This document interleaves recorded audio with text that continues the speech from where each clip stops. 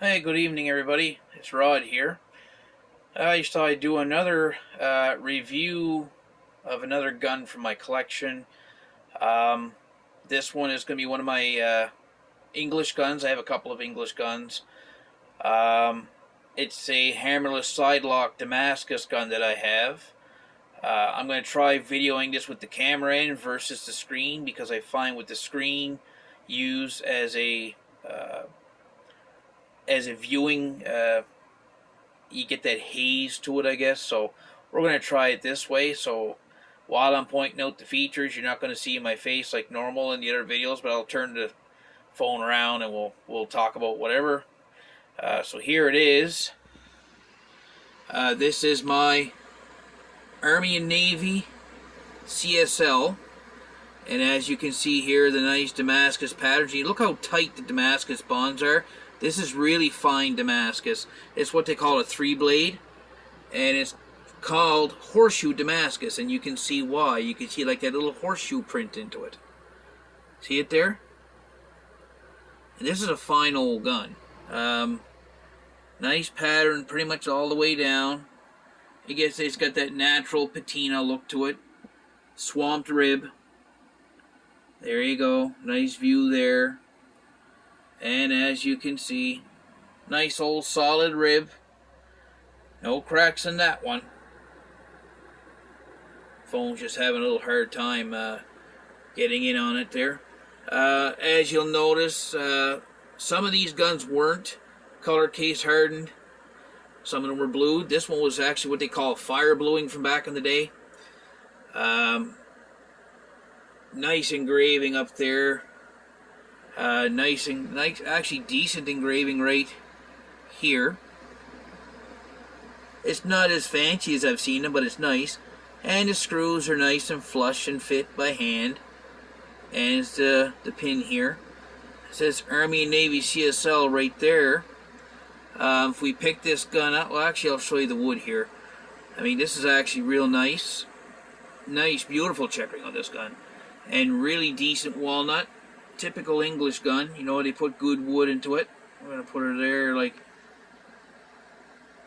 It's not focusing very well this evening, but we'll... there you go. We'll stand her up. And we'll look at things this way. And as you can see, it's got some... The screws are timed straight. Got some engraving down there on the screws. Look how nice and fit everything is. It's something you can tell an English gun compared to a lot of guns how they are. Look how nice and straight the screws are. There's the serial number. It's 4 digits. And look how nice the fit and finish is to the grip area there. Beautiful fit and finish. And the work on the forend is really nice too. There you go. Some nice English walnut there. Some nice checkering. And there's that nice Damascus horseshoe or beautiful, beautiful gun. And it's, I'll open her up. There you go. And the bores in this thing are like brand new. I mean, this is amazing condition. This gun really held out well. Whoever owned it took care of it really well. You can see there, double locking underlugs. There is no doll's head on this gun, and a lot of English guns didn't have it. It was like a Belgian thing that they had, the doll's head extensions up here for the most part. But you look at how nice that Damascus is, right? You know, very, very close welds. That's very strong Damascus. And she is snap tight. Very tight. And automatic safety. And what's cool, where it says safe, it's got gold leaf on it. So this, in its day, was a very good quality gun. With Army and Navy, what they used to do was, Army and Navy was an outfit like a co-op. And what they would do is they would source out very known, prominent makers to how can I say this? To market or rebrand their guns for their outfit, Army and Navy. And it was basically military and like law enforcement and stuff, or like the constabularies. It was guys like that that would end up with these guns. And I purchased this from a private collection from a gentleman in Ontario. And as far as I know, a court magistrate from England owned this particular gun. It's very light. The chokes on it are cylinder on the right barrel and improved on the left barrel. So the chokes are very open. So this was probably an upland bird gun, like a grouse gun or a partridge gun, a rabbit gun or something. The chokes are a bit much open for duck hunting, but you could have used it. Chambers on this one are 2.5 inch. And I strictly shoot black powder in it, but the previous owner was shooting low pressure smokeless loads, 2.5 inch, and the gun handled it with ease. So I'm going to say that it's a solid shooting gun. Just kind of give you an idea there. Straight grip stock. I love straight grip stocks. But overall, I mean, this is probably one of the nicer doubles that I have. And I haven't touched anything on it. I just keep the oil to it. I do like the finish, as you can see, like right there. I mean, that's just like fantabulous. You can still see all the wells and all the bonds and everything here, but more you can see the pattern. And look how even the patterns are. Look how good quality that is. Somebody had told me it was chain Damascus, but I looked it up in a book and it looked like horseshoe more than anything. So we're going to call it 3-blade fine Damascus or horseshoe Damascus, which was on decent quality guns. You'd get 1 blade like standard Damascus or 2 blade on lower grade guns.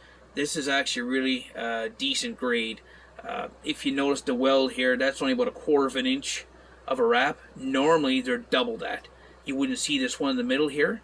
You'd see this like one big wrap. And that would mean that it's a lesser quality Damascus barrel. So, just a little overview. And if anybody has any questions on it, I'd be more than happy to answer. What's a gun like this worth? I found one on Dixie Gun Works' site. It's just a tad more engraved, but somebody nickel plated the receiver, and it looks ghastly. And they still wanted $2,700 American for it. I would say in the condition that this one's in, which is like unmuckered and unmolested, if you want to call it that, I would say that this gun easily would be in the $1,500 to $1,800 Canadian. It's a fine made gun. You don't see them like this too often in this shape, good and tight and shootable. And with bores like that, that's brand new bores. So Mr. Court Magistrate must have loved his gun and took care of it very well. So we're going to flip back around here, and we're going to say this for now is that's another one from my collection. Thought you'd enjoy a little history lesson, I guess. Some features and showing you the patterns. I think it's better to show the patterns like this way with the camera. I can't get them to show up when I use the screen. It just won't focus in. So let me know in the comments if you think it's good. Hopefully the video turns out alright. Like and subscribe. Any questions, feel free to ask. And if anybody wants some information about how to load for these guns, or more information about how to identify, good Damascus guns versus poor Damascus guns, I'm always up for questions. Anytime. Send me a comment, and I'll do my best to answer you. Have a great evening, folks, and thanks for watching.